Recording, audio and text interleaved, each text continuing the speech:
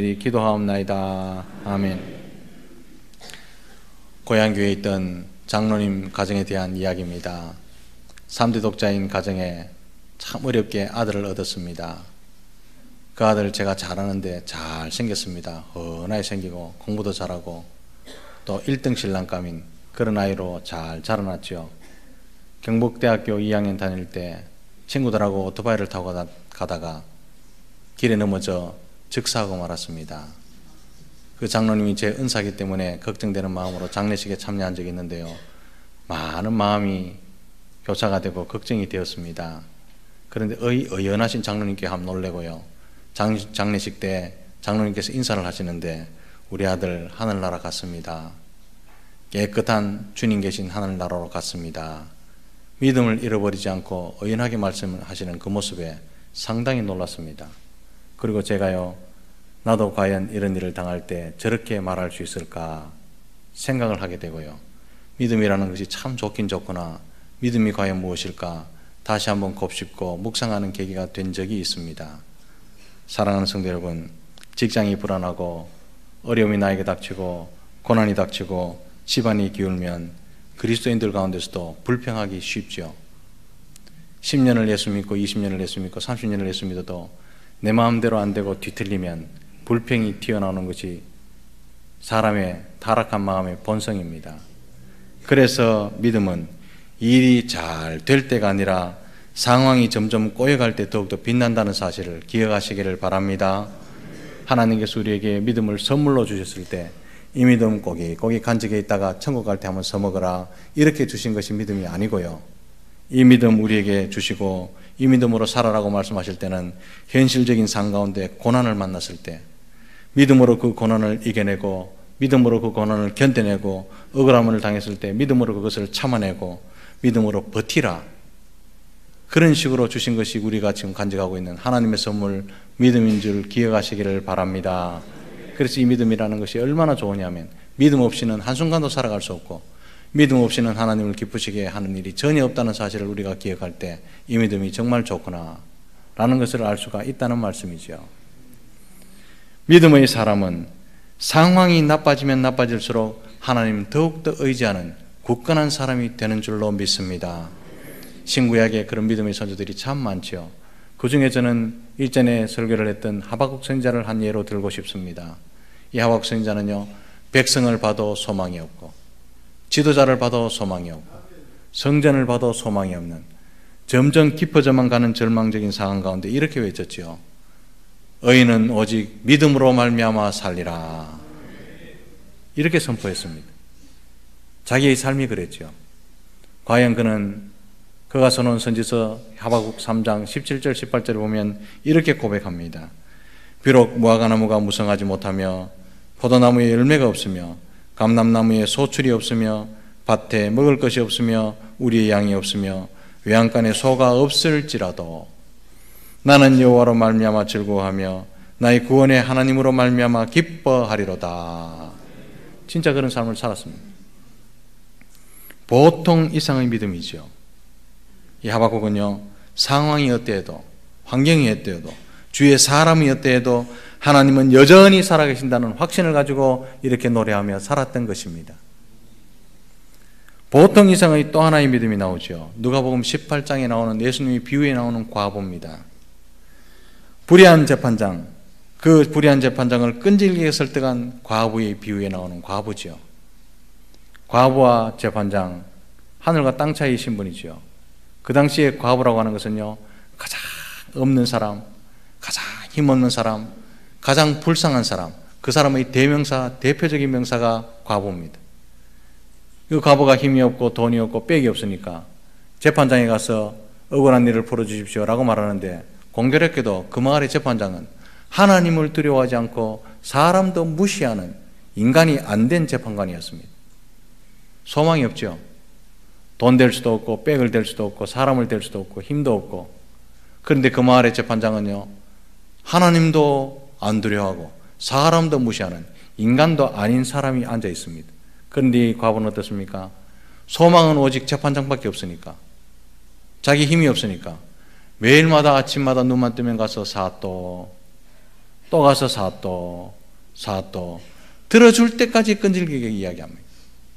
결국은 과부는 한 가지 목적을 가지고 계속 찾아가고 또 찾아가고 또 찾아가서 자기의 소원을 이루어냈습니다. 예수님은 이 비유의 끝에 이렇게 말씀하시죠. 그러나 인자가 올 때에 세상에서 믿음을 보겠느냐, 이런 믿음을 보겠느냐, 이런 말씀이죠.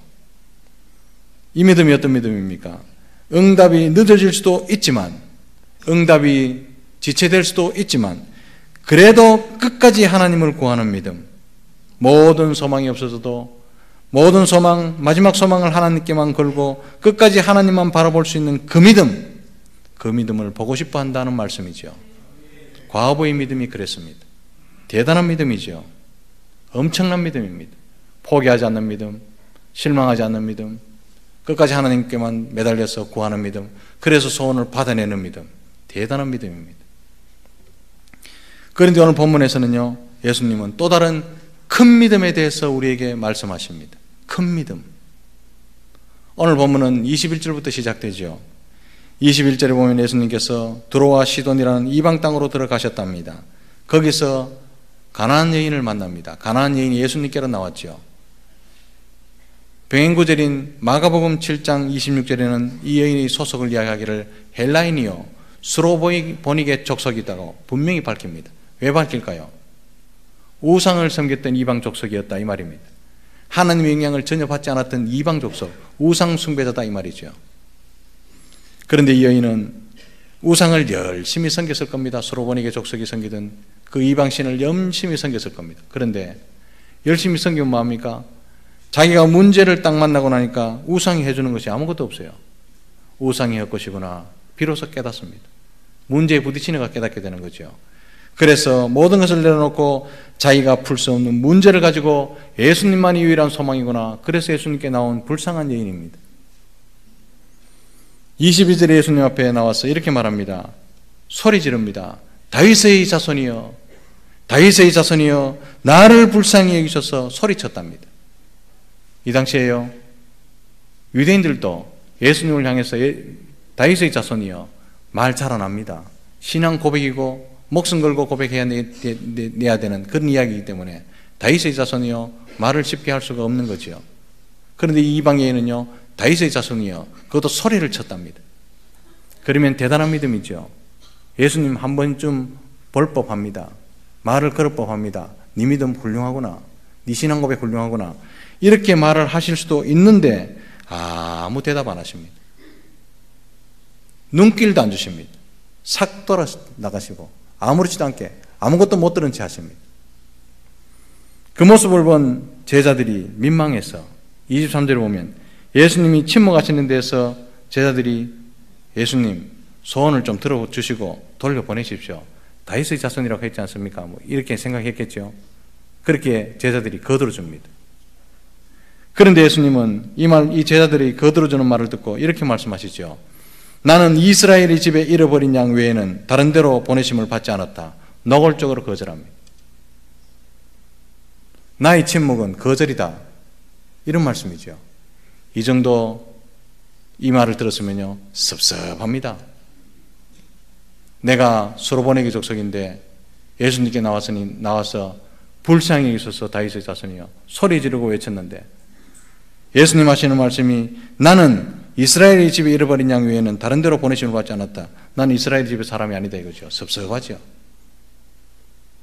한 번만 말해주시면 되는데. 그럼에도 불구하고 여인은 섭섭한 마음 들지 않고 포기하지 않습니다. 이제는 엎드립니다. 넙죽 엎드립니다. 그래서 이렇게 말합니다. 주여 저를 도우소서. 간절함이 묻어져 나오죠. 애타는 심령을 우리는 느낄 수 있습니다. 이 정도 되면요 우리 예수님 것쯤은 들어주셨을 겁니다. 왜냐하면 이때까지 예수님의 성품이 사랑의 성품이잖아요. 이제는 예수님 마음 녹아서리라 생각을 하는데요, 여인도 그렇게 아마 기대를 했을 겁니다. 예수님의 침묵, 노골적인 거절, 거기에 상관없이 예수님께만 오직 기대를 걸고 소망을 거는 절대 믿음을 가지고 있었기 때문에 예수님께 엎드렸다는 거죠. 이제 예수님 손대시든지 말씀하시든지 고쳐주실 차례입니다. 그런데 26절에 보면요 이런 말씀하십니다. 자녀의 떡을 개들에게 던짐이 마땅치 않다. 침묵보다 더 몰인정한 말씀을 쏟아내십니다. 자녀의 떡을 개들에게 던짐이 마땅치 않다. 이 말을 들은 여인인 마음은 녹아내렸을 겁니다. 화가 났을 겁니다. 믿음은 산산조각 부서졌을 겁니다. 사랑하는 성도 여러분, 말씀 안에 우리가 들어가 보십시오. 여인의 그 자리에 우리가 서 있다 생각해 보십시오. 100이면 100 다 일어나 툴툴 털고 갑니다. 보자 자꾸 보이네. 내가 가만히 있으니 가말떼기인 줄 아나. 한마디씩 하고 돌아갔을 겁니다. 우리는 섭섭병에 사로잡히는 쉬운 사람들이잖아요. 온갖 이야기 다 하고, 어떤 사람 성질 있는 사람은요 삿대질하며 펴보고 갔을 겁니다. 100이면 100 다 그렇습니다. 자녀의 떡을 개들에게 던지기 마땅치 않다. 자기를 개라고 생각하잖아요. 이 정도 되면요, 이 여인뿐만 아니고 우리 마음도 녹아내리고 믿음도 산산조각되고 박살이 납니다. 그러나 사랑하는 성도 여러분, 예수님의 이 의외의 말씀보다 우리가 더 주목해야 될 것은 바로 이 여인의 대답이라는 사실이죠. 여인은 이렇게 대답합니다. 주여, 옳소이다마는. 맞는 말씀입니다. 우리는 이스라엘이 집의 양도 아니고 우리는 이스라엘 사람들 입장에서 보면 개들 맞습니다. 주님, 옳소이다마는 개들도 제 주인의 상에서 떨어지는 부스러기를 먹나이다. 이 대답을 할 때요, 예수님 마음에 감동이 되봅니다. 이 대답을 들으시고 우리 예수님께서 28절에 여자여, 내 믿음이 크도다. 이 말이 무슨 말이냐면, 네 대답은 큰 믿음에서 나오는 대답이다. 그 큰 믿음 없으면 이렇게 대답 안 한다. 칭찬하시죠. 작은 믿음, 보잘것없는 믿으면 에이 자존심 상해. 툴툴 털고 일어나 지 떨어진 자존심 들고 집에 갔을 겁니다. 그런데요, 큰 믿음이니까 이렇게 대답을 했구나. 보통 믿음으로는 대답 못 하는데 큰 믿음이니까 했구나. 마태복음에서요, 믿음의 크기에 대해서 말씀하신 유일한 부분이 본문입니다. 사랑하는 성도 여러분, 예수님께서 말씀하시는 큰 믿음이 무엇입니까? 우리가 흔히 말하는 믿음이 좋다라는 말씀은 무슨 의미겠습니까? 우리는 종종 이렇게 말합니다. 큰 믿음으로 그분은 큰 일을 해냈다. 여기서 말하는 큰 믿음이 믿음의 연수겠습니까? 안전뱅이를 일으키고 이적과 기사를 행하는 믿음, 그 믿음이 큽니까? 적어도 예수님께서 여기서 말씀하시는 큰 믿음은 그런 의미가 아닙니다. 정말로 예수님 말씀하시는 큰 믿음은 이 이방 여인이 가지고 있던 믿음, 즉 거절을 당해도 포기하지 않는 믿음, 그 믿음이 큰 믿음인 줄 믿으시기 바랍니다. 그 믿음이 큰 믿음입니다. 자존심 상해도, 거절을 당했다고 느껴도 그냥 앉아있는 믿음, 그냥 하나님만 바라는 믿음, 그 믿음이 큰 믿음이죠.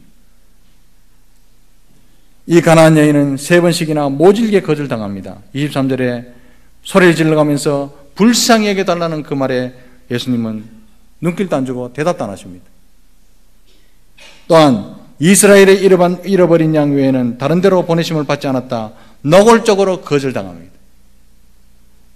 결정적으로 26절에 자녀의 떡을 개들에게 던짐이 마땅치 않다 대놓고 면박을 주십니다. 그러나 예수님을 바라는 이 이방 여인의 간절함은 조금도 흔들리지 않았습니다. 큰 믿음이란 거절을 당할지라도, 면박을 당할지라도 여전히 예수님을 찾고 하나님은 바라보는 믿음이 큰 믿음인 줄 믿습니다. 믿음이란요, 자기를 낮출 수 있는 것, 믿음이란 자존심을 내려놓을 수 있는 것, 믿음이란 교회를 먼저 생각할 수 있는 것, 그게 큰 믿음인 줄 믿습니다. 자기 능력을 과신해서 자아를 챙기고 자존심을 챙기는 것, 그것은 믿음이 아니지요. 면박을 당해도 여전히 주님을 믿는 것, 주님 앞에서는 마지막 남은 자아조차 포기할 수 있는 것이 큰 믿음인 줄 믿으시기를 바랍니다. 사랑하는 성도 여러분, 믿음이란 자신의 무능을 인정하는 것이 믿음입니다. 자아를 끝까지 내려놓지 못하는 것은 믿음이 적기 때문이 아니고 믿음이 없기 때문입니다. 또한 큰 믿음이란 세상의 부스러기가 아니라 하나님께 떨어지는 부스러기, 그것을 얻겠다는 간절함이 믿음입니다. 개에게 주는 법이 없다는 말을 들었을 때도 이 가난한 여인은 화를 내거나 툴툴툴거리거나 돌아서지 않습니다. 예수님의 침묵, 예수님의 거절, 예수님의 면박, 그것은 오히려 이 여인의 믿음을 뜨겁게 만들었죠. 이 간절함이 큰 믿음이 되게 한 것입니다. 사랑하는 성도 여러분, 우리의 믿음은 어떻습니까? 기도를 해도 문제가 해결되지 않고, 기도를 해도 침묵만 계속될 때 우리는 어떤 반응을 보이십니까? 기도해도 문제가 해결되지 않고 침묵만 계속 흐릴 때라 하더라도 결코 포기하지 말고 끈질기게 하나님을 구하시기를 주님의 이름으로 축복합니다. 그게 큰 믿음입니다. 하나님은 때때로 나를 괴롭게 하시려고 침묵하시는 것이 아니라 나의 작은 그릇 때문에, 나의 모난 성질머리 때문에, 우리의 작은 믿음 때문에 침묵하고 계실 수 있다는 사실을 기억하시기를 바랍니다. 내 믿음이 크도다. 이 말씀은요, 너희들도 가나안 여인과 같은 믿음으로 승리하라는 뜻입니다. 사랑하는 성도 여러분, 이방 여인이라도 믿음이라는 단 한 가지 원리로 승리하는 삶을 살지 않았습니까? 믿음이 없고 패역한 세대에 성도가 이길 수 있고 살 수 있는 길은 오직 믿음밖에 없는 줄로 믿습니다. 거절당한다고 생각되어도 포기하지 아니하고 끝까지 하나님만 붙들고 나서는, 하나님만 구하는 믿음으로 사시는 여러분들이 되시기를 주님의 이름으로 축복합니다. 이런 큰 믿음으로 어떤 일을 만나더라도 승리하시는 저와 여러분들이 다 되시기를 주님의 크신 이름으로 축복합니다. 기도하겠습니다. 하나님 우리 아버지,